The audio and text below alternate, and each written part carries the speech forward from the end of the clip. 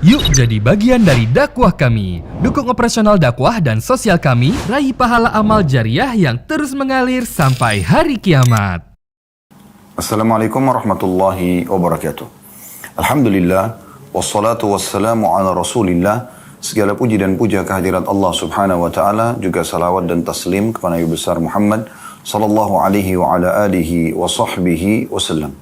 Saudaraku seiman, semoga seluruh amal-amal soleh yang pernah kita kerjakan, yang sedang kita kerjakan, juga yang akan kita kerjakan sampai menjelang ajal datang nanti diterima dengan pahala yang sempurna. Dan semoga semua dosa-dosa yang pernah kita kerjakan, besar ataupun kecil, sengaja tidak sengaja, samar ataupun nyata, semuanya dimaafkan oleh Allah subhanahu wa ta'ala. Dan semoga Allah subhanahu wa ta'ala juga menyatukan kita semua di surga firdausnya tanpa hisab. Allahumma amin. Dan tidak pernah lupa kita doakan juga negara kita akan menjadi negara yang aman, tentram, damai, dan semoga Allah selalu memberikan petunjuk dan hidayahnya kepada para pemimpin agar berlaku adil dan menjalankan tugas-tugas mereka dengan baik. Dan semoga Allah membalas sebaik-baik balasan bagi para orang-orang yang telah melakukan kebaikan bagi seluruh penduduk Indonesia, bagi negara dan juga bagi agama. Serta juga semoga Allah menjadikan kita masyarakat yang selalu patuh dan mendukung dengan doa-doa yang positif agar semua program berjalan dengan baik. Allahumma amin. Teman-teman sekalian, kita melanjutkan seperti biasa di Rabu siang hari pukul 13.00 waktu Indonesia Barat. Bedah buku kita Riyadhus Shalihin tulisan Imam Nawawi rahimahullah.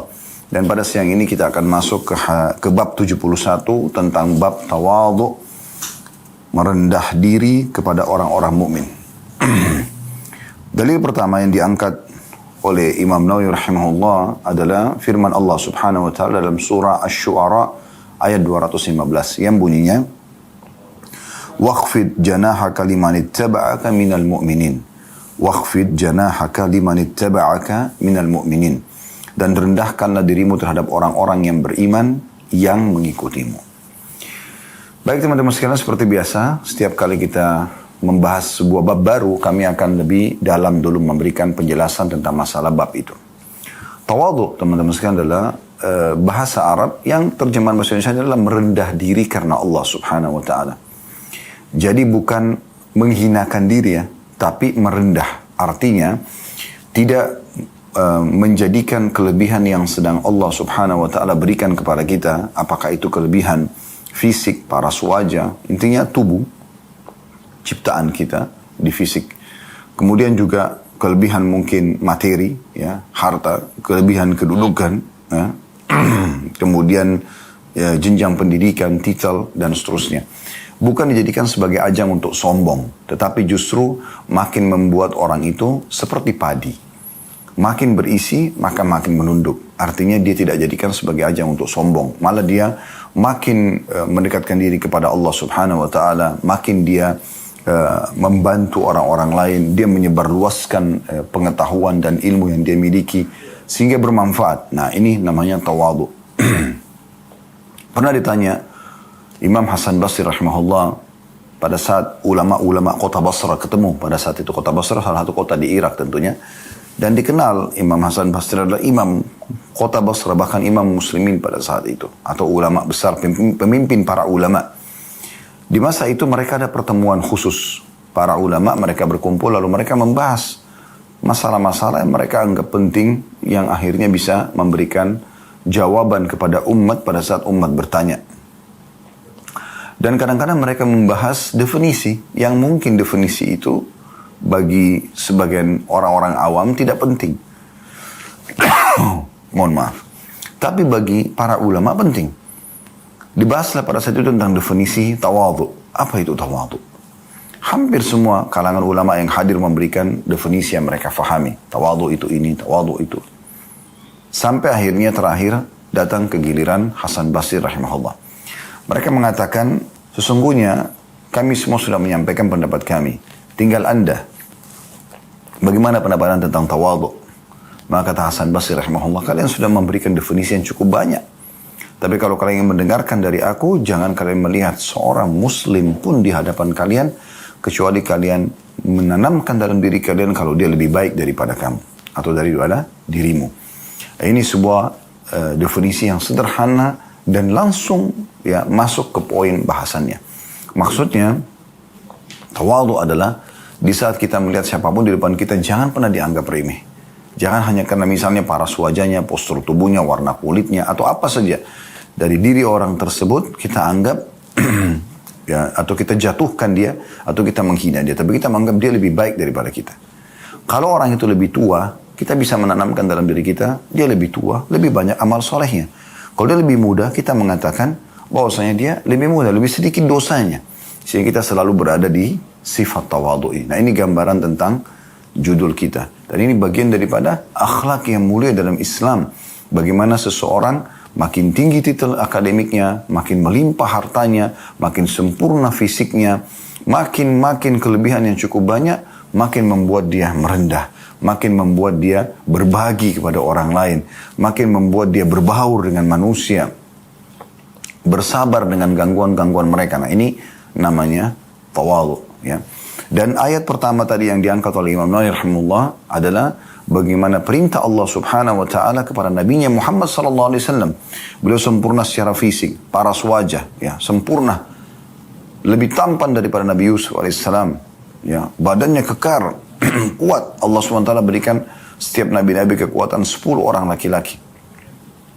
Beliau pemberani, punya sifat-sifat yang mulia. Ya. Di kancah peperangan beliau terlibat, memotivasi kaum muslimin, bahkan beliau terlibat dalam peperangan tersebut.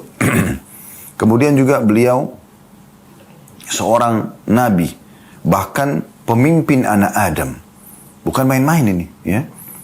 Pemimpin anak Adam. Semua nabi-nabi pun nanti, ya, di hari kiamat itu, ya, dibawa bendera Nabi Muhammad SAW.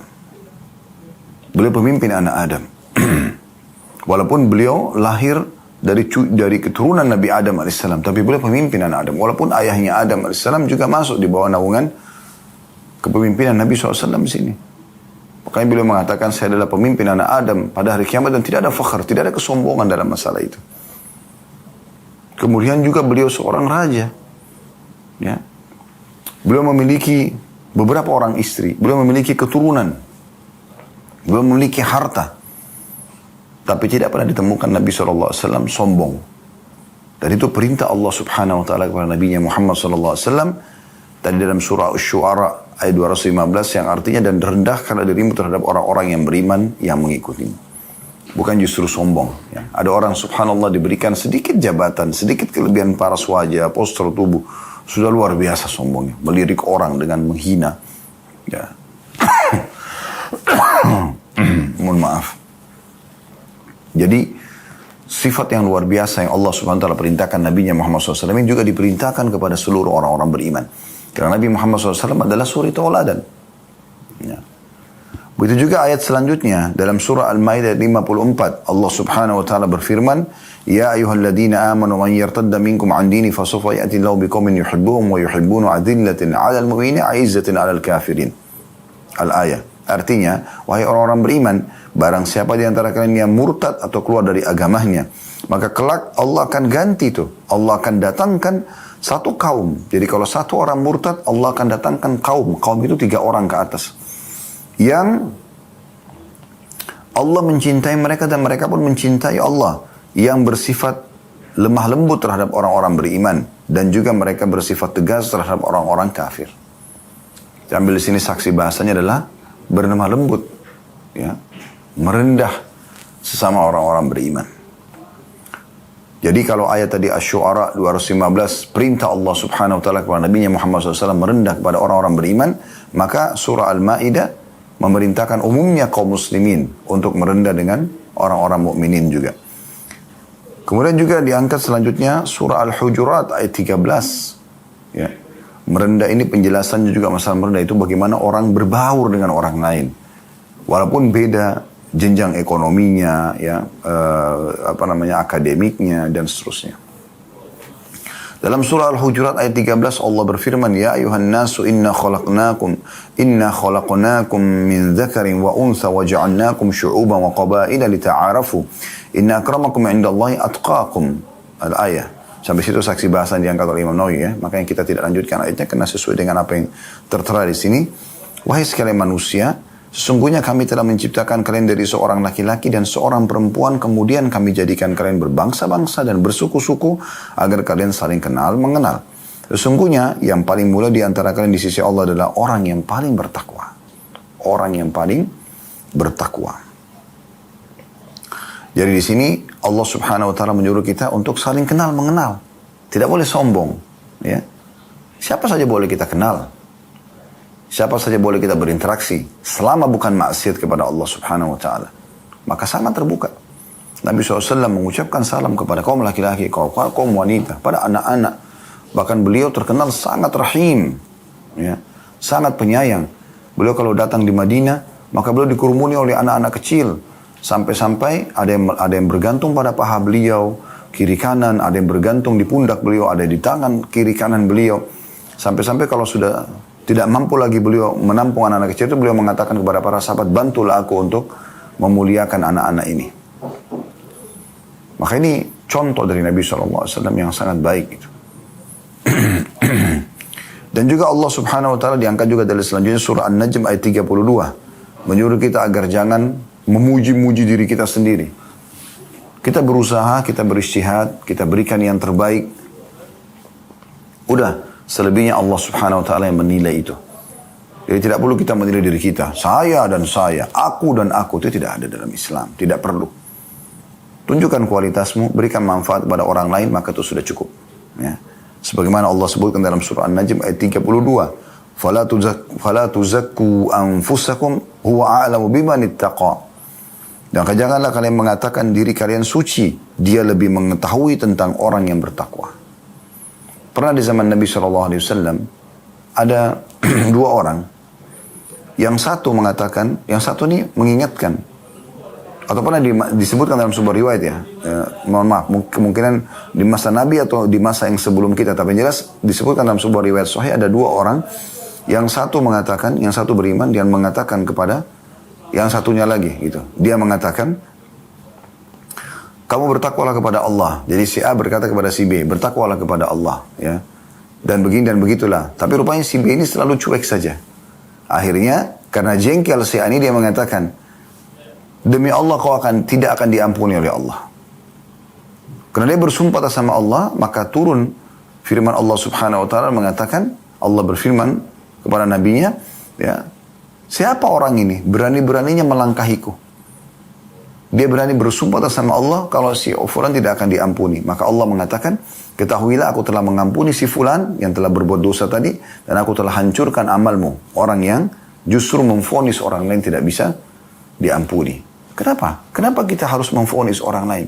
Ada orang subhanallah mungkin sekali didakwahi, dengar. Ada orang yang 2 kali, 3 kali. Ada mungkin orang yang 10 kali.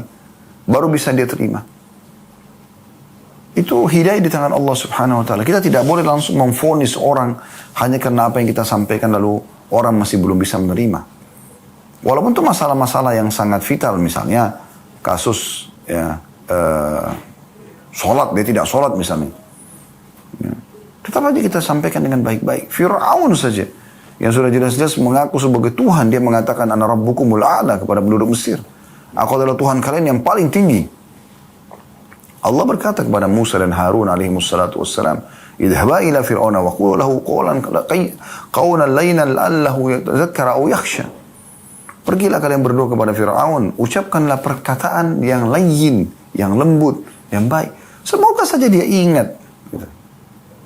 Semoga saja dia sadar. Apalagi kalau cuma sekedar pasangan Anda masih belum tutup aurat, nasihati baik-baik. Pasangan Anda masih belum sadar, saya berikan masukan baik-baik. Mungkin tetangga masih belum sholat, mungkin sesama pedagang, dakwahi mereka. Justru dalam Islam teman-teman sekalian, siapapun yang sedang melakukan pelanggaran agama atau belum paham agama, itu ajang pahala buat kita. Senyum melihat mereka. Kesempatan emas, seperti kita ini seperti seorang marketing punya produk namanya Islam.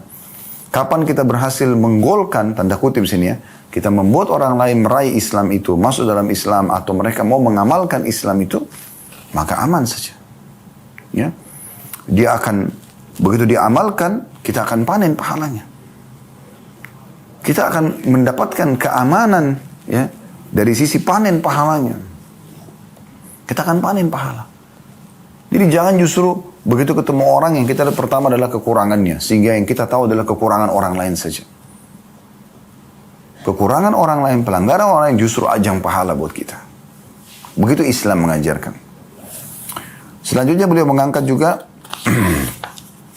dalam surah Al-A'raf ayat 48 sampai 49. Ya. Yang bunyinya وَنَادَ أَصْحَابُ الْأَعْرَافِ رِجَالًا يَعْرِفُونَ بِسِيمَاهُمْ قَالُوا مَا أَغْنَى عَنْكُمْ جَمْعُكُمْ وَمَا كُنْتُمْ تَسْتَكْبِرُونَ أَهَؤُلَاءِ الَّذِينَ أَقْسَمْتُمْ لَا يَنَالُهُمُ اللَّهُ بِرَحْمَةٍ وَادْخُلُوا الْجَنَّةَ لَا خَوْفٌ عَلَيْكُمْ وَلَا أَنْتُمْ تَحْزَنُونَ.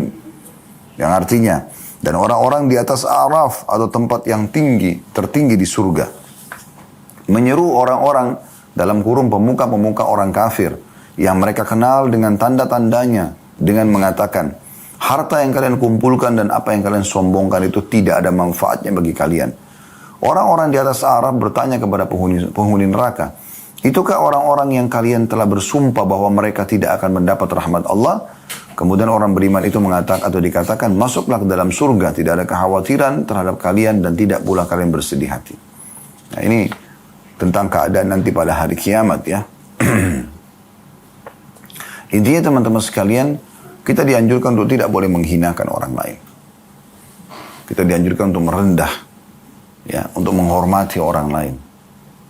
Dan subhanallah, bisa saja kelembutan itu, kesopanan, kesantunan, justru menjadi ajang dakwah yang sangat kuat. Allah SWT mengatakan kepada Nabi Muhammad SAW, walau kunta faddan ghalidhal qalbi lam faddu min hawlik. Wahai Muhammad, kalau kau itu orangnya keras hati, keras kata-katamu, hilang kesopanan, kesantunan, maka mereka akan semua pergi dari sisimu. Sebaliknya, Allah SWT mengingatkan tentang Nabi Muhammad SAW, wa innaka la'ala khuluqin azim. Sesungguhnya kau memiliki akhlak yang sangat mulia. Justru itu kata kuncinya. Dengan merendah, dengan santun, dengan sopan. Kesalahan orang pun walaupun besar, kita berikan panduan. Berikan panduan.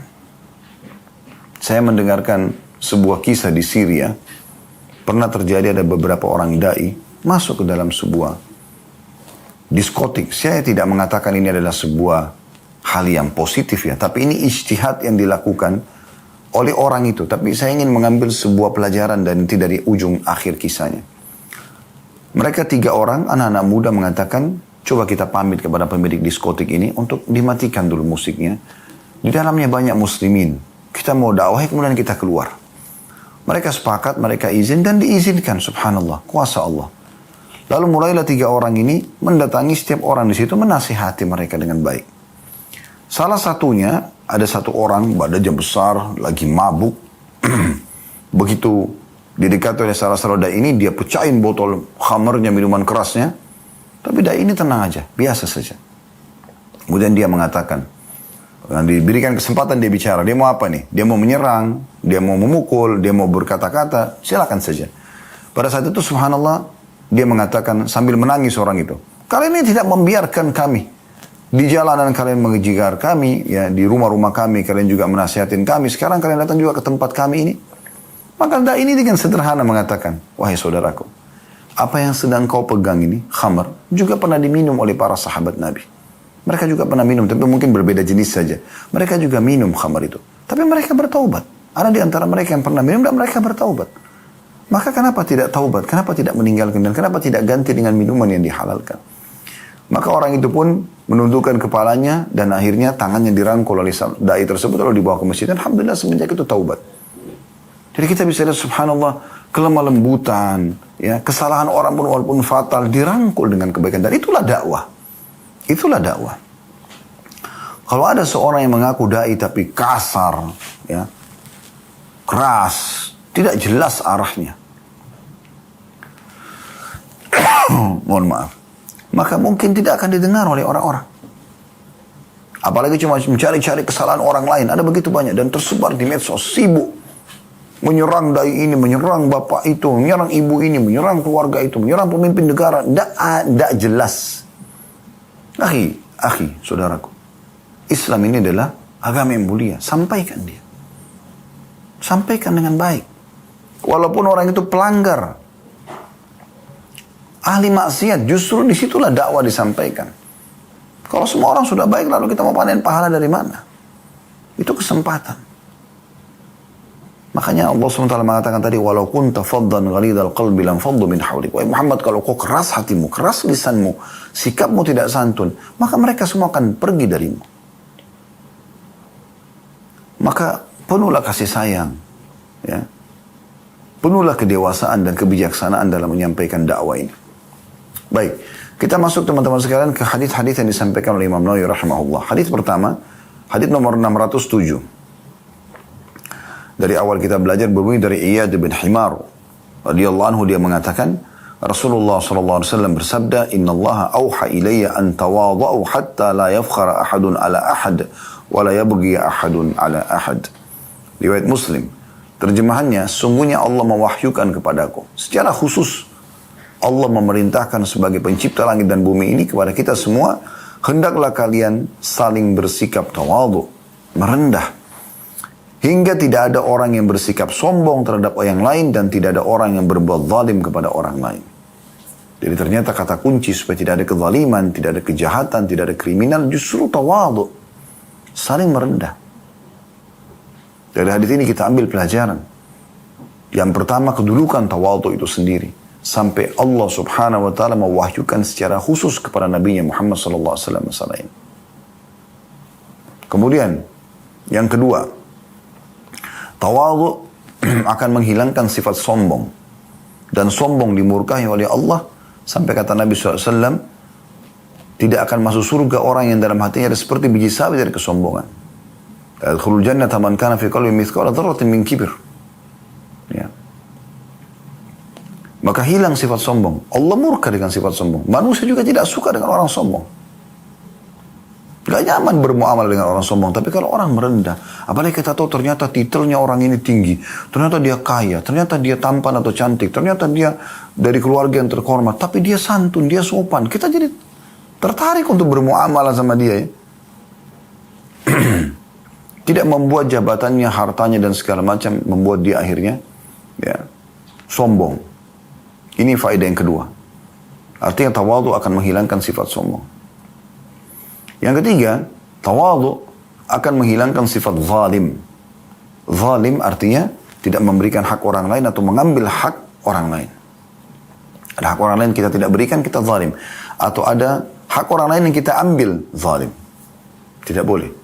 Dalam sebuah hadis qudsi, Allah SWT berfirman melalui Nabi Muhammad SAW, "Ya ibadi inni haramtu dhulma ala nafsi faja'altu muharraman bainakum fala tadhalamu." Wahai hamba-hambaku, aku telah haramkan kezaliman atas diriku sendiri, kata Allah. Sang Raja yang Maha Esa, yang Maha Kuasa, Allah Subhanahu wa Ta'ala, pencipta dan pengurus langit dan bumi ini, pencipta kita semuanya mengatakan itu. Wahai hamba-hambaku semuanya, aku telah haramkan kezaliman atas diriku, maka aku jadikan juga haram di antara kalian, maka jangan kalian saling menzalimi. Jangan ambil yang bukan hak kita. Jangan masuk di wilayah yang bukan wilayah kita. Dan tawadhu akan mendatangkan itu. Karena kita merendah, kita tidak mau ambil haknya orang lain. Nah, ini faedah dari hadis yang luar biasa. Ya. Kemudian hadis selanjutnya, hadis nomor 608 dari Abu Hurairah radhiyallahu anhu, bahwa Rasulullah sallallahu alaihi wasallam bersabda, "Ma naqasat shadaqatun min mal, wa ma zada Allahu 'abdan bi 'afwin illa 'izza, wa ma tawadha ahadun lillahi illa rafa'ahu Allah." Hadis ini riwayat Muslim. Sedekah itu tidak mengurangi harta. Allah tidak akan menambah kepada seorang hamba karena pemberian maafnya, melainkan kemuliaan. Dan tidak ada orang yang bertawadhu karena Allah, kecuali Allah pasti akan mengangkat derajatnya. Subhanallah. Hadis pendek, tapi ada 3 pesan penting. Faedah pertama dari hadis adalah potongan sabda Nabi SAW, "Ma naqasat sadaqatun min mal." Tidak akan pernah berkurang harta seorang hamba karena sedekah. Ini sering kami ingatkan dan kami ulangi lagi. Prinsip dasar dalam Islam, sedekah tidak akan mengurangi harta. Orang-orang kapitalis berpikir beda sekali sama kita. Mereka berpikir mengeluarkan duit berarti berkurang. Islam tidak. Mengeluarkan duit akan mendatangkan rezeki lagi. Dan bahasa langsungnya kata Nabi SAW sini, ma naqasat sadaqatun min mal. Sedekah tidak akan mengurangi harta, walaupun secara kuantitas berkurang. Misal, Anda punya uang 1 juta, Anda sedekahkan 500 ribu. Hitung-hitungan manusia, berarti sisa 500 ribu uangnya. Tapi hitungan di sisi Allah tidak seperti itu. Itu tidak menguranginya sama sekali. Karena 500 ribu itu sedang Anda investasikan untuk Anda bawa ke akhirat sana. Sebagaimana perkataan Fudail bin Iyad rahimahullah. Mohon maaf. Saya masih batuk jadi ini alami. Subhanallah. Semoga Allah sembuhkan. Kata Fudail bin Iyad rahimahullah pada saat dia membagi-bagikan hadiahnya kepada orang-orang. Beliau senyum lebar lalu beliau mengatakan, lihatlah orang-orang ini membawa amal-amal soleh kami ketimbangan amal kami tanpa upah sedikit pun. Secara zahir, mereka ambil baju itu, makanan itu, uang itu, mobil itu, kendaraan itu diambil sama dia. Oke, sama orang yang kita berikan. Tapi sebenarnya nilainya nilainya sedang dibawa ke timbangan amal kita. Kita akan dapat itu. Jadi memang harus melalui perantara mereka baru bisa kita dapat di timbangan amal kita hari kiamat. Jadi tidak berkurang.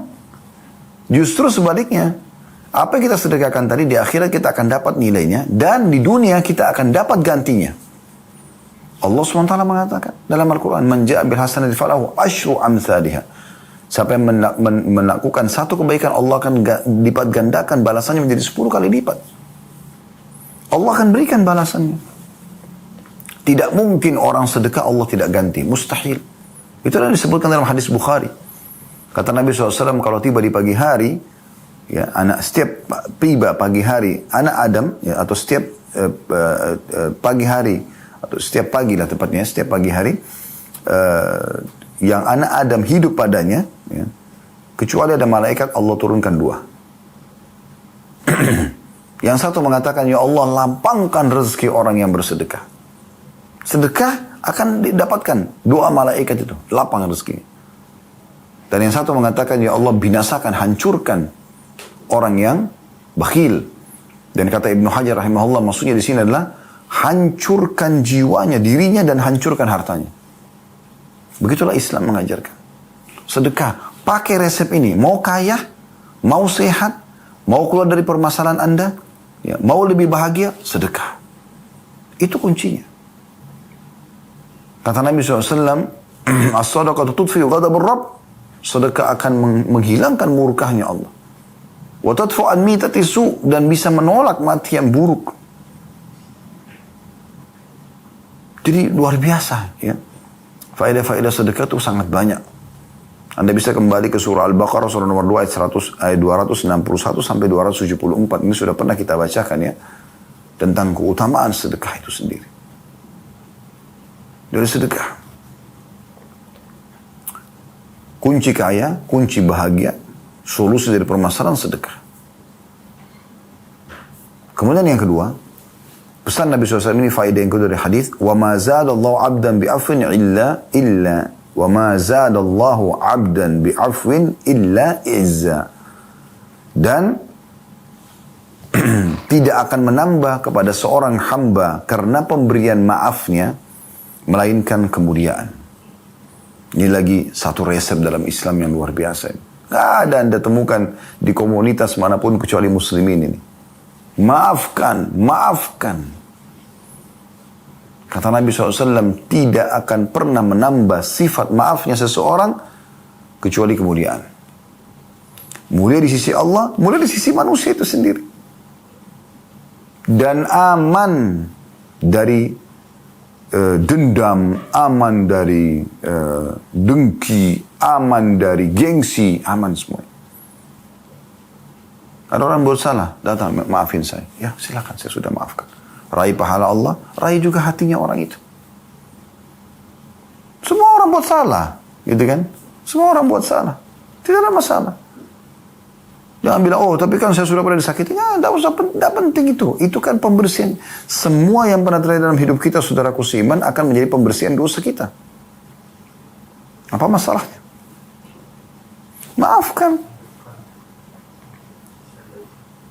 Diridhoi Allah, diridhoi juga oleh manusia. Dan yang ketiga, ini saksi bahasan kita. Faedah yang kita dari hadis ini saksi bahasan. Wa ma tawadha ahadun lillahi illa rafa'ahullah. Dan tidak ada orang yang bertawadu karena Allah kecuali Allah akan mengangkat derajatnya. Jadi subhanallah, makin kita merendah makin diangkat derajat. Mau tinggi derajatnya di dunia, ya, baik di jabatannya, ya, di tempat kerjanya, di keluarganya, mau mulia Allah tinggikan derajatnya, di akhirat juga tinggi derajatnya, merendah. Jangan sombong. Jangan selalu sibuk itu. Banggakan titelnya, banggakan hartanya, banggakan fisiknya. Kan nyaman itu kita kalau berteman sama orang tampan, cantik, tapi santun, ramah, nyaman kan? Lisannya santun. Daripada orang yang cantik gagah tapi lisannya tajam. Orang hanya datang untuk masalah tertentu, selesai, habis itu orang pergi. Lalu untuk apa teman-teman sekalian? Nyombongkan diri untuk apa? Di sini sudah dijelaskan Nabi SAW dan dipastikan tidak ada orang yang merendah karena Allah kecuali pasti Allah akan angkat derajatnya. Di akhirat derajat yang sangat tinggi. Tawadhu salah satu sifat akhlak yang mulia. Kata Nabi SAW, sungguhnya Allah akan mengangkat derajat seorang hamba di surga ke derajat orang yang sibuk dengan puasa dan sholat malam hanya karena akhlaknya yang mulia. Salah satunya adalah tawadhu. Jadi baik sekali. Kenapa kita tidak amalkan? Dan inilah isi daripada bab kita. Hadis nomor 609 berbunyi dari Anas radhiyallahu anhu, ini hadis selanjutnya. Annahu marra ala sibyanin fasallama alaihim wa qala kana an-nabiy sallallahu alaihi wasallam yaf'alu. Hadis riwayat Bukhari Muslim. Bahwasanya Anas radhiyallahu anhu melewati anak-anak kecil lalu beliau mengucapkan salam kepada anak-anak kecil itu. Dan beliau berkata, Nabi SAW biasa melakukannya. Anak-anak kecil, Assalamualaikum, sakit terus apa? Ya, ramah. Bukan berarti karena orang dewasa, hanya anak-anak bukan level saya. Tak. Salam. Tegur mereka. Ada orang pernah Arab Badui datang di masa Nabi SAW. Dia kaget. Waktu Hasan dan Husain lewat di hadapan Nabi SAW, Nabi SAW memeluk dan mencium dua-duanya. Bahkan dalam beberapa riwayat pernah Hasan datang lalu Nabi SAW pegang tangannya dan membiarkan kaki Hasan naik terus sampai ke dada Nabi SAW. Nabi SAW pernah sujud lama sekali sampai orang-orang khawatir terjadi sesuatu pada Nabi SAW. Setelah salam baru mereka tahu ternyata di pundak Nabi ada Hasan dan Husain. Cucu beliau masih kecil. Kasih sayang kepada anak kecil. Riwayat tadi yang pertama, Nabi SAW pernah lewat Hasan Husain lalu beliau memeluk dan menciumnya. Lalu ada satu sahabat, orang Badui, dia mengatakan, apakah kalian mencium anak-anak kalian? Saya punya 10 orang anak, belum ada saya cium sekalipun. Kata Nabi SAW, saya mau buat apa lagi kalau Allah sudah mengangkat rasa kasih sayang dari hatimu. Subhanallah. Sayangi mereka. Berapa banyak ayah atau ibu tidak sibuk dengan anak-anaknya, sibuk dengan prestasinya di luar sana. Lupa kalau anak-anaknya itu adalah amanah dari sisi Allah SWT. Itu aset amal jariahnya mereka. Anak-anak kecil jangan cuma tahu dimarahin. Mereka lari-lari di masjid, Ustaz. Iya, memang alamnya. Nasihati baik-baik. Carikan kesibukan. Kenapa manajemen masjid tidak buatkan tempat khusus buat mereka duduk dan mereka bermain? Ada satu guru datang mengajarkan mereka hal yang positif. Huruf hijaiyah, ajarkan doa-doa. Buatkan cerita yang benar tentang seorang sahabat atau sahabiat Nabi. Jadi mereka ambil pelajaran. Daripada mereka dimarahin. Maka kita bisa meraih mereka. Semua ini karena sifat tawadhu. Baik teman-teman sekarang kita lanjutkan hadis selanjutnya. Kita akan masuk insyaAllah hadis nomor 610. Setelah tadi, Anda kalau masih ingat, kita membahas hadis yang terakhir 609, bahwasanya Anas radhiyallahu anhu mengatakan, atau beliau setiap kali melewati anak kecil, beliau mengucapkan salam. Dan beliau mengatakan Nabi SAW melakukan itu. Hadis nomor 110, masih dari sahabat yang sama, Anas radhiyallahu anhu, beliau berkata, إن كانت الأمة من إماء المدينة لا تأخذ بيد النبي صلى الله عليه وسلم فتنطلق به حيث شاءت. Sungguh seorang budak wanita dari budak-budak wanita di Madinah menarik tangan Nabi SAW dan dia membawa beliau kemana saja dia suka. Hadis ini diriwayatkan oleh Bukhari. Subhanallah. Anda kalau punya gambaran tentang budak ya, budak itu alhamdulillah di masa kita sudah tidak ada, tapi di masa dulu, budak itu seperti golongan kedua dari kalangan manusia umumnya. Ada istilah orang yang bebas dan orang yang budak ya. Budak ini disebabkan biasanya karena peperangan, lalu kemudian mereka diperjualbelikan di pasar, ya. Atau orang yang dirampok di tengah jalan. Di zaman dulu kan tidak ada keamanan kayak kita sekarang. Sekarang Masya Allah transportasi alhamdulillah di masa kita luar biasa. Kereta api, bus, mobil-mobil, pesawat, semuanya aman. Umumnya ya, walaupun ada kriminal tapi sangat sedikit. Dan bisa menjadi bahan sorotan dunia kalau ada yang melakukan kriminal di jalan sekarang. Tapi masa dulu tidak seperti itu.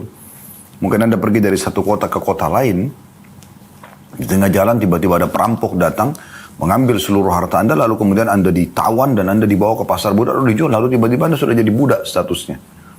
Seperti itu, ya. Jadi mereka ini, solusi dalam Islam adalah dibeli, kemudian dibebaskan. Anda tahu Bilal radhiyallahu anhu, dibebaskan oleh Abu Bakar, Suhaib Ar-Rumi, Salman Al-Farisi, banyak sahabat-sahabat Nabi itu akhirnya bebas dari keterbudakan, dibeli, ya, atau dia tebus dirinya. Diistilahkan dengan mukatib, ya, atau mukatab, mereka membayar diri mereka ke majikan mereka untuk bebas. Intinya seperti itu. Nah, saking merendahnya Nabi SAW, kata Anas radhiyallahu anhu, budak wanita di Madinah yang dianggap pada saat itu golongan kedua, gitu kan? Kalau punya hajat, datang kepada Nabi SAW dan menyampaikan hajatnya dan mengajak Nabi SAW untuk menyelesaikan hajatnya. Dan Nabi SAW penuhi. Coba Anda bayangkan. Ya. Ini budak. Bisa diperjualbelikan. Tapi dia bisa melakukan itu kepada Nabi SAW, raja mereka pada saat itu. Kita subhanallah baru diberikan jabatan sedikit saja, sudah susah ketemu sama orang. Susah tegur sapa sama orang lain. Security-nya begitu banyak. Dan seterusnya. Bukanlah tidak boleh mengamankan diri Anda. Tentu bisa. Tapi ada orang terlalu berlebihan. Sampai-sampai tidak pernah ketemu interaksi dengan kerabatnya pun tidak pernah. Ya. Ketemu sama muslimin pun tidak. Kenapa ini? Apa yang membuat Anda seperti ini? Tidak ada kecuali kesombongan. Ya. Kita tidak bicara kalau seandainya ada orang terancam. Mungkin dia akan dibunuh oleh orang lain dan segala macam. Sehingga dia menjaga keamanan dirinya. Mungkin itu berbeda. Tapi secara umum ada orang subhanallah tidak mungkin bertemu dengan dia. Eksklusif sendiri. Penuh dengan kesombongan. Maka ini luar biasa nih. Ya. Jauh sekali dari akhlak Islam kalau dia seorang muslim. Kemudian non-muslim itu kita tidak bahas. Karena kita sedang bahas tentang masalah materi agama kita. Agama Islam. Dari hadis ini kita ambil pelajaran bagaimana tawadhu'nya Nabi SAW. Sampai seorang budak wanita pun di Madinah bisa mengajak Nabi SAW untuk memecahkan perkaranya. Sampai disebutkan dalam sebuah riwayat yang lain, bahwasanya ada seorang budak wanita pernah mengeluhkan majikannya kepada Nabi SAW dan Nabi ikut ke majikannya untuk memecahkan permasalahan yang sedang terjadi di antara mereka. Ini pelajaran luar biasa dari hadis tawadhu'nya Nabi SAW. Dan pelajaran yang kedua adalah bagaimana muslimin harus menjadikan Nabi SAW sebagai suri tauladan dan merendah satu sama yang lain. Hadis selanjutnya 611. Dari Aswad bin Yazid radhiyallahu anhu, beliau berkata, Su'ilat Aisyatu radhiyallahu anha ma kana an-nabiy sallallahu alaihi wasallam yasna'u fi baitihi. Qalat kana yakunu fi mihnati ahlihi, yani khidmati ahlihi. Fa idza hadarat as-salah kharaja ila as-salah. Aisyah radhiyallahu anha ditanya tentang apa yang dilakukan oleh Nabi SAW di rumahnya. Aisyah berkata radhiyallahu anha, beliau itu melakukan pekerjaan keluarganya. Maksudnya membantu istrinya. Dan apabila telah masuk waktu sholat, beliau segera keluar menuju sholat. Apa maknanya hadis ini? Faedah pertama dari hadis langsung saja kita masuk. Tawadhu'nya Nabi SAW. Bukan berarti karena beliau seorang nabi, seorang suami, seorang raja, kemudian sama sekali tidak membantu pekerjaan keluarganya. Kalau ada yang bisa dibantu, bantu saja. Apa yang salah gitu? Walaupun laki-laki umumnya memang harusnya dilayani, ya begitu. Tapi mungkin ada waktu-waktu tertentu, di saat memang istrinya tidak memungkinkan menyelesaikan sendiri, maka dia ikut terlibat. Kalau mungkin di masa kita sekarang, dia meringankan urusan istrinya. Dengan menyiapkan misalnya pembantu rumah tangga, itu termasuk jenis bantuan dia. Karena itu harus butuh bayar, dibayar pembantu tersebut, disiapkan tempat misalnya di rumah. Atau mungkin, mohon maaf. Atau mungkin dia memenuhi kebutuhan sehingga istrinya tidak butuh lagi ya untuk banyak mengeluarkan energi dan waktu di luar rumah. Sehingga di rumah semuanya ada, kenyamanan, ketentraman, kebutuhan makanan, minuman, pakaian, semuanya ada. Ini butuh keterlibatan seorang suami pada istrinya. Atau mungkin dia siapkan keamanan. Berada di sebuah tempat, tinggal yang aman, di komplek perumahan misalnya, ada security, ada untuk keamanan, supaya keluarganya tidak terganggu misalnya. Baik dia sedang keluar bertugas cari nafkah di kotanya, ataupun dia keluar negeri misalnya. Makanya semua bentuk ya kewajiban bagi suami dan keterlibatan dengan istrinya. Kita ambil pelajaran dari hadis 611 yang pertama adalah faedahnya tawadhu Nabi SAW sampai beliau terlibat dalam beberapa pekerjaan yang memang dibutuhkan untuk membantu keluarganya. Yang kedua, pentingnya seorang suami berinteraksi dengan istrinya ya, dalam hal-hal yang bisa memenuhi kebutuhan istri. Tentu sini ada respon balik ya, bagaimana seorang istri nanti juga membalas dengan pelayanan yang maksimal untuk suaminya, gitu kan. Pada saat sudah disiapkan tempat tinggal yang nyaman, transportasi, baik itu dia sewa, baik itu disiapkan biaya untuk bisa dia menggunakan, kalau kayak kita sekarang mungkin transportasi umum atau taksi atau apa saja, atau memang disiapkan kendaraan misalnya. Keterlibatan ini penting sehingga terpenuhilah kebutuhan sang istri. Dan itu semua dikerjakan karena Allah Subhanahu wa taala. Kemudian yang ketiga, dari hadis ini juga diambil pelajaran bagaimana Nabi SAW ya melakukan itu sebatas ada waktunya, gitu kan, ada kesempatannya. Karena dikatakan di sini beliau membantu keluarganya apa yang bisa dibantu sampai kalau tiba waktu sholat beliau keluar sholat. Artinya memberikan haknya semua. Bukan berarti harus membantu istri sampai hanya sholat di masjid terbengkalai, tidak. Haknya Allah Subhanahu wa taala diberikan. Jadi di saat ada waktu, terlongkan waktu untuk itu. Hadis selanjutnya, hadis 612, dan kita coba insya Allah selesaikan hadis ini ya, sampai 616 ya. 612 dari Abu Rifa'ah Tamim bin Usaid radhiyallahu anhu, beliau berkata, "Intahaitu ila Rasulillah sallallahu alaihi wasallam huwa yakhutubu faqultu ya Rasulullah, rajulun gharibun jaa yas'alu an dinihi, la yadri ma dinuhu." فأقبل علي رسول الله صلى الله عليه وسلم وترك خطبته حتى انتهى إلي فأوتي بكرسي فقعد عليه وجعل يعلمني مما علمه الله ثم آتى خطبته فأتم آخرها. Hadis ini riwayat Muslim. Kata Abu Rifa'ah Tamim bin Usaid radhiyallahu anhu, saya tiba di hadapan Rasulullah SAW, kemudian beliau sedang berkhutbah. Maka saya katakan, wahai Rasulullah, seorang laki-laki asing telah datang untuk bertanya tentang agamanya. Dia tidak tahu apa agamanya. Maka Rasulullah SAW menghadap kepadaku dan meninggalkan khutbah beliau hingga beliau sampai kepadaku. Lalu beliau diberi kursi. Kemudian beliau duduk dan mulailah beliau mengajariku dari apa yang diajarkan oleh Allah kepada beliau. Kemudian beliau meneruskan khutbah beliau dan menyelesaikannya. Subhanallah, ini sebuah kejadian yang luar biasa ini. Bagaimana Nabi SAW menjadi suri tauladan yang sangat baik, terutama bagi para da'i, bagi para ayah, bagi para pemimpin. Mohon maaf. Nabi SAW lagi khutbah. Allahu alam, yang kami ketahui sini bukan khutbah Jumat, tapi lagi menyampaikan ya ceramah beliau. Tapi di saat lagi beliau ceramah, ada tiba-tiba orang mengatakan, ya Rasulullah, tepatnya sahabat ini, Abu Rifa'ah Tamim bin Usaid radhiyallahu anhu, beliau mengatakan, ya Rasulullah, saya seorang yang asing, datang dari tempat yang jauh, ingin bertanya agama saya. Seakan-akan dia mengatakan, tolong luangin waktu buat saya. Tanpa berpikir panjang lebar, Nabi SAW menuju ke sahabat ini, memberhentikan sementara ceramah beliau, kemudian beliau duduk di atas kursi lalu menjelaskan agama Allah kepada orang tersebut. Setelah selesai, beliau kembali melanjutkan ceramahnya atau khutbahnya. Ini pelajaran yang luar biasa gitu. Berapa banyak orang tua, anaknya nanya, nggak dipedulikan. Anak ini nanya, kenapa ini ayah, kenapa ini ibu, apa yang dimaksud ini, apa yang sudah terlalu banyak nanya, gini dan begitu. Lalu subhanallah kalau dia bukan bertanya sama kita, sama siapa dia akan bertanya?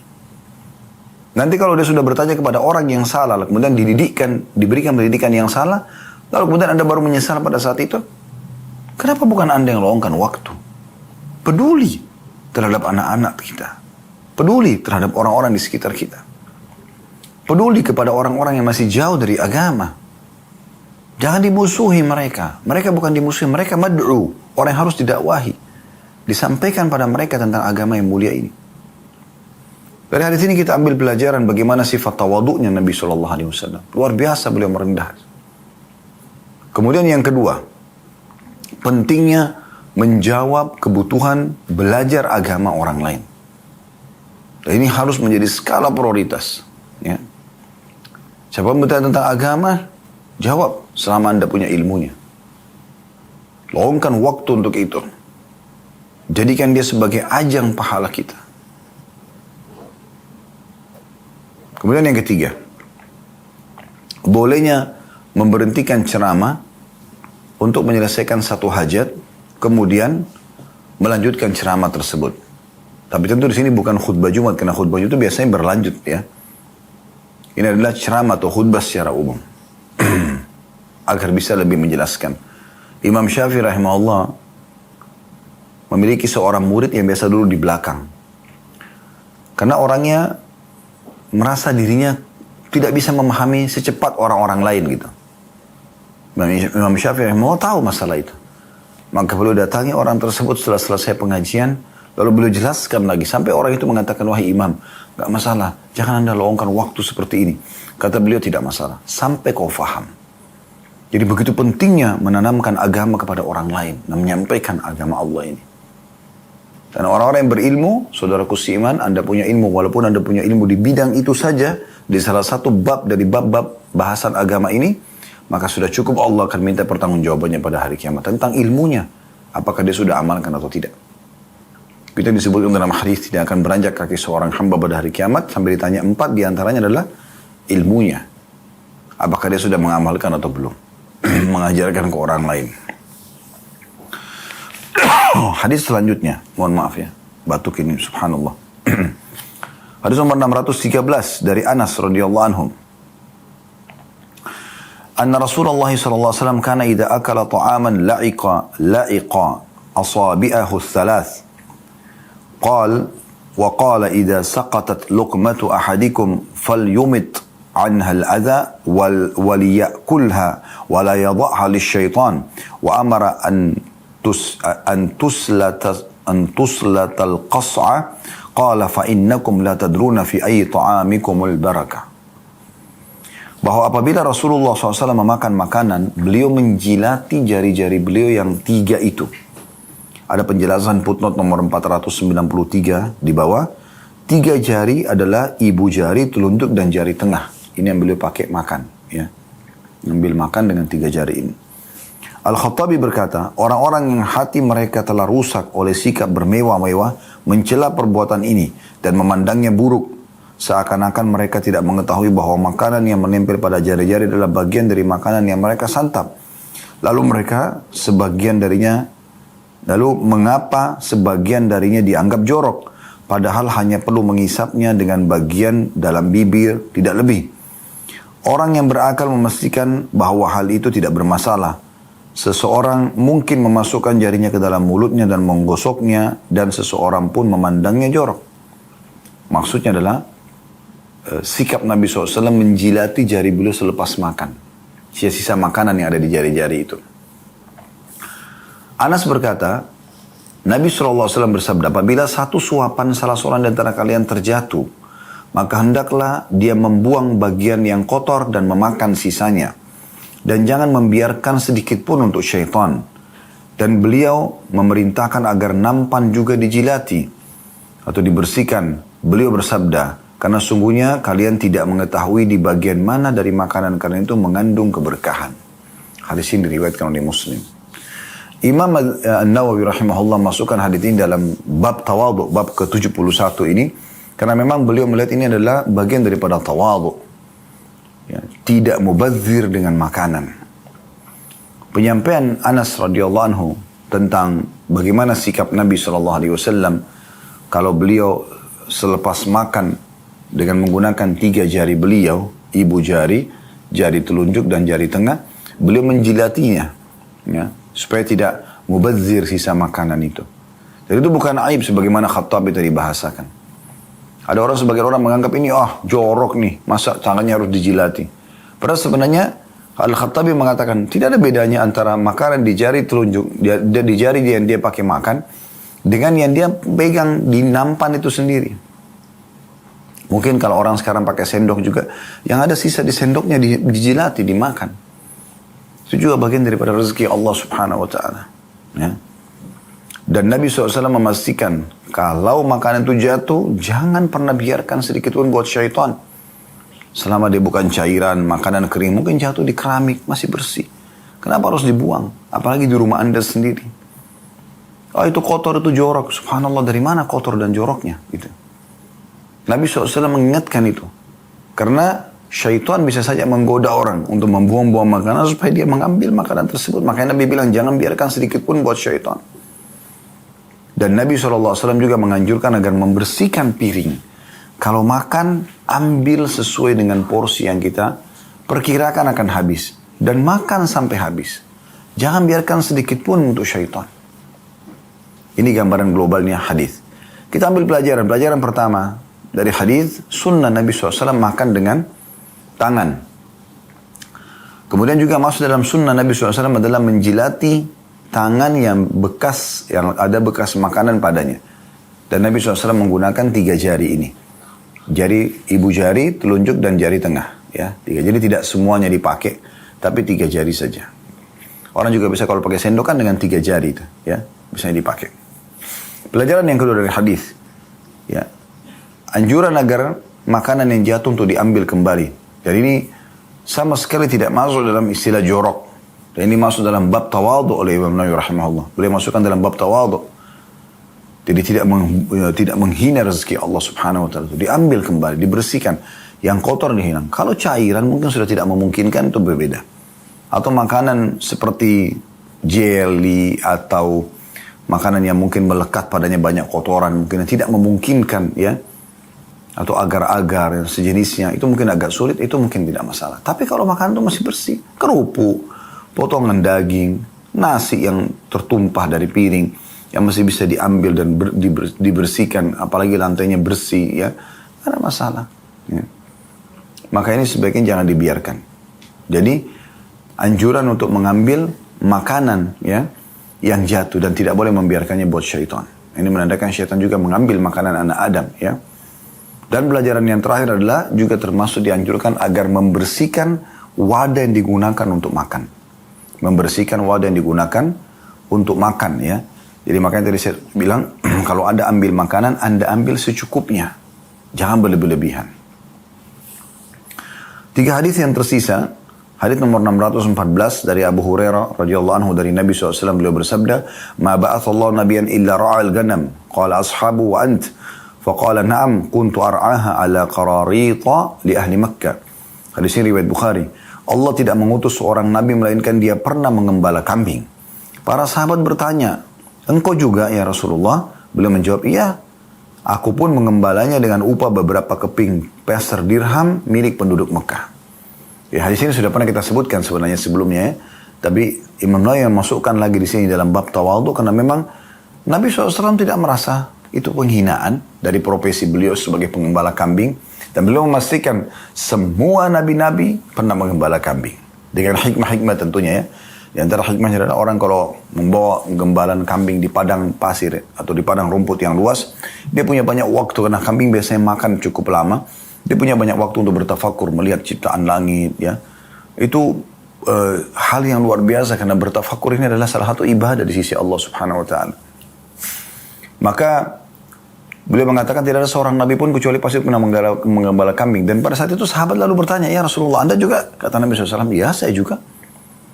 Dan saya pernah mengambil upah beberapa peser dirham dari penduduk Mekah.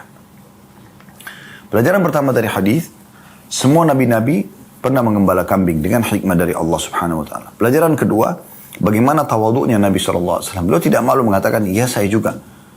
Dan saya bahkan mengambil upah dari kerjaan saya itu.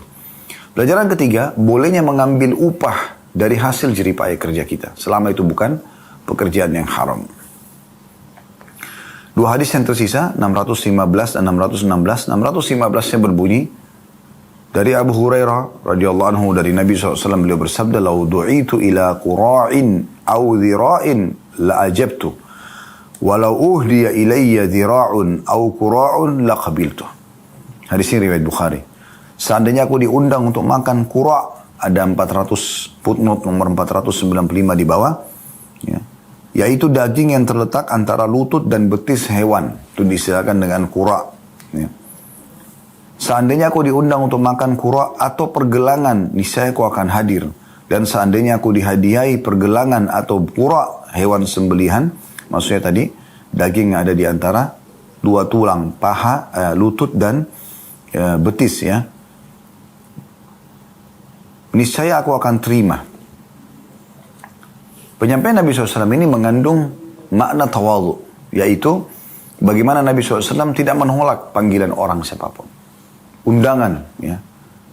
Dan istilah digunakan sini qura' atau pergelangan, biasanya ini jarang dihidangkan, ya, jarang dihidangkan. Orang kebanyakan mengambil daerah-daerah daging. Kalau di tulang lutut dan di betis ini biasanya dagingnya dicopotin, kemudian dagingnya dihidangkan. Tapi kalau dengan tulangnya ini jarang sekali.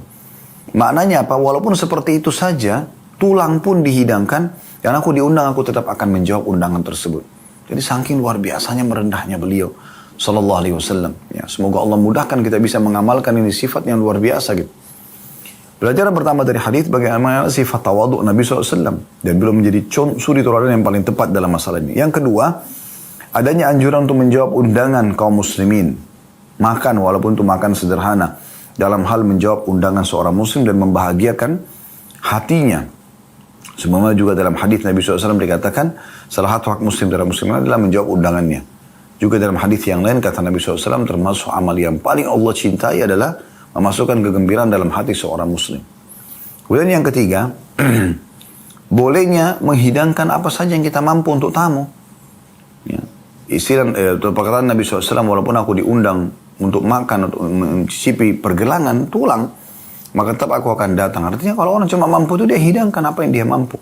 Ini termasuk bab menghormati tamu. Hadis terakhir dalam bab ini 616 dari Anas radhiyallahu anhu, beliau berkata, "Kanat naqatu Rasulillah sallallahu alaihi wasallam al-atba'u la tusbaq aw la takadu tusbaq. Faja'a Rabiun ala qa'udin lahu fasabaqaha. Fashaqqa dhalika 'ala al-muslimin hatta 'arafahu. Faqala haqqun 'ala Allah alla yartafi'a shay'un min ad-dunya illa wada'ah." Hadis ini riwayat Bukhari. Unta Rasulullah SAW bernama Atba', ya. Ada footnote nomor 496 di bawah. Al-Atba' adalah nama unta Nabi SAW. Dan Al-Ka'ud adalah unta yang sudah biasa dikendarai. Usia antara 2 sampai 6 tahun. Sesudahnya disebut dengan Al-Jamal. Saya ulangi terjemahnya, kita kembali ke atas. Hari itu saya baca footnote-nya, ya. Unta Rasulullah SAW bernama Al-Atba'. Tidak pernah atau hampir tidak pernah dikalahkan dalam lomba lari. Maka datanglah seorang badui dengan menaiki unta yang masih muda. Ternyata dia bisa mendahuluinya. Dan hal itu cukup memberatkan hati kaum muslimin. Hingga beliau mengetahui hal itu, maka beliau bersabda, menjadi kepastian bagi Allah bahwa tidak ada sesuatu pun di dunia yang naik kecuali dia akan merendahkannya. Maksudnya dari hadits ini, bahwasanya Nabi SAW ingin memberikan gambaran kepada muslimin. Walaupun untaku ini unta yang kuat, unta yang tidak pernah terkalahkan dalam berlomba, tapi Allah punya cara untuk mendatangkan sosok yang mengalahkannya. Supaya tidak ada orang yang merasa lebih daripada yang lainnya. Dari hadis ini kita ambil pelajaran bahwasanya ada unta Nabi SAW bernama Al-Atba. Ya, Atba, dan ini menandakan Al-Atba ini berarti boleh orang menamakan unta atau kendaraannya atau tunggangannya dengan nama. Nabi SAW memberikan nama itu. Ya. Kemudian yang kedua, mohon maaf, bolehnya memperlombakan hewan di sini, unta ya, yang dibahas ini unta. Sebagai bentuk keterampilan. Karena Nabi SAW di sini dikatakan untanya tidak pernah dikala berlomba ya. Kemudian yang ketiga adalah pelajaran tentang masalah tawadhu itu. Allah Subhanahu wa taala menjadikan kalau ada sesuatu yang di dunia ini mulai naik dan berlebihan ya, akhirnya memunculkan sifat kesombongan, maka Allah akan merendahkannya. Ya. Dan ini maksudnya adalah unta beliau sallallahu alaihi wasallam yang tadinya dianggap tidak pernah kalah, maka akhirnya dikalahkan oleh unta seorang badui. Allahu a'lam. Moga saja bisa kita ambil manfaat dari apa yang kita pelajari dan Allah jadikan sebagai tambahan amal kita pada hari kiamat. Kalau benar pasti dari Allah, kalau salah dari saya mohon dimaafkan. Subhanakallahumma bihamdika, asyhadu an la ilaha illa anta astaghfiruka wa atubu ilaik. Assalamualaikum warahmatullahi wabarakatuh.